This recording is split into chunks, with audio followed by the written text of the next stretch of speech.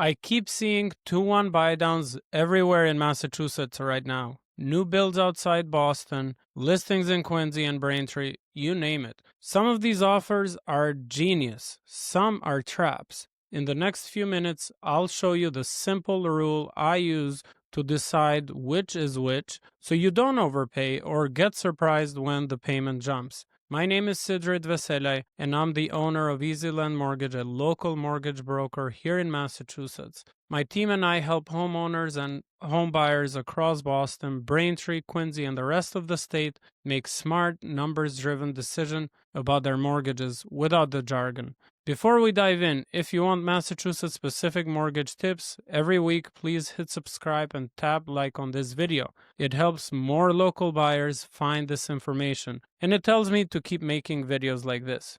Let's start in plain English. A 2-1 buydown is a temporary rate reduction that lowers your interest rate by 2% in year 1, 1% in year 2, and then in year 3 and beyond it returns to your full note rate. Here's the key. Someone has to fund that discount, usually the seller or the builder, tied to your pricing. The money is set aside in a buydown escrow and used each month to cover the difference between your reduced payment and what your payment would have been at the full rate. Two important points. You must qualify at the full note rate, not the temporary rate, and this is not the same as a permanent buydown where you can pay points to lower your rate for the entire term. Here's the 30-second rule I use with Massachusetts clients. If the buydown credit you're being offered is greater than or equal to what you would have saved from a straight price cut, and you realistically plan to refinance or sell before year 3, then a buydown can make a lot of sense. If not, ask for a price cut or a permanent buydown instead. Said differently, you're comparing total dollars, credit size versus price reduction, and you're matching the tool to your time horizon. If you expect rates to ease or your situation to change, a temporary buydown can bridge the gap. If you're likely to hold long-term, a permanent buydown or a price cut can be better. Let's do Massachusetts math. Imagine new construction west of Boston, Metro West, or Worcester County. Purchase price $640,000. Down payment 5%. Note rate 6.875. Seller builder buydown credits offered $15,000. In year 1, your rate is 4.875. In year 2, it's 5.875. And in year 3, you're back to 6.875. That $15,000 credit covers the difference for those first 2 years. Now compare that to asking for a $15,000 price cut instead, down to $625,000. The monthly savings from a small price cut can be pretty modest at higher rates, whereas the front-loaded relief from a 2-1 buydown is felt immediately in the payment, which can be crucial in your first 2 years of home ownership. So in a case like this, especially if you expect to refinance within 12 to 24 months, the temporary buydown can beat the small price cut in real-world cash flow. Now let's head to the South Shore, Quincy area.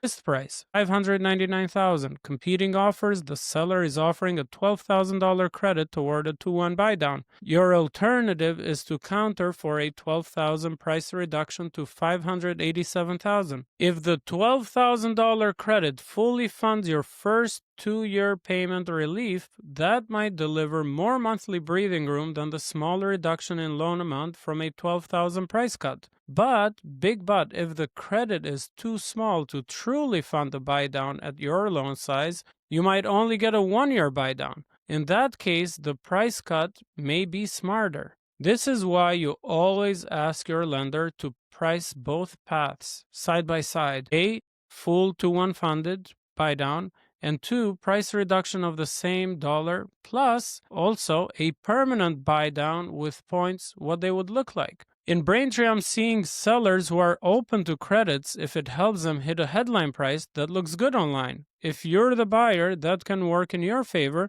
as long as the credit is big enough to fully fund the buydown. If the numbers don't pencil, pivot to a permanent buydown or a straight discount. Here are the red flags I'm spotting around Massachusetts. Number one, you don't qualify at the note rate. Even with a buy down, the underwriter is going to qualify you at the full rate. If you only qualify because of a teaser rate, that's a problem. Number two, inflated list price. If the home is priced higher just to cover the buy down credit, you may be paying for your own discount. Number three, arm and temporary buy down combos with poor exit plans. If you're not crystal clear on your refinance strategy, be very careful. Number four, proper funding for a 2-1 buy down. A 2-1 buy down must be fully funded upfront for the entire 2-year period based on your loan amount. If the credit is too small, you won't get the full benefit. A 2-1 buy down can be a good fit if you're a first-time buyer managing cash flow in year 1 and 2, you realistically plan to refinance or sell before year 3, you're getting a legit credit that fully funds the buydown. It's not ideal if you plan to hold long term with no refi likely, the credit is too small or the price was pushed up to create it, you're right on the edge of qualifying at the note rate. Quick pause. If this is helping, please tap like and subscribe so you don't miss the next Massachusetts specific breakdown. It genuinely helps this info reach more local buyers in Boston, Braintree, and Quincy. Recap. A 2-1 buydown is a temporary discount funded by a credit. Use the 30-second rule,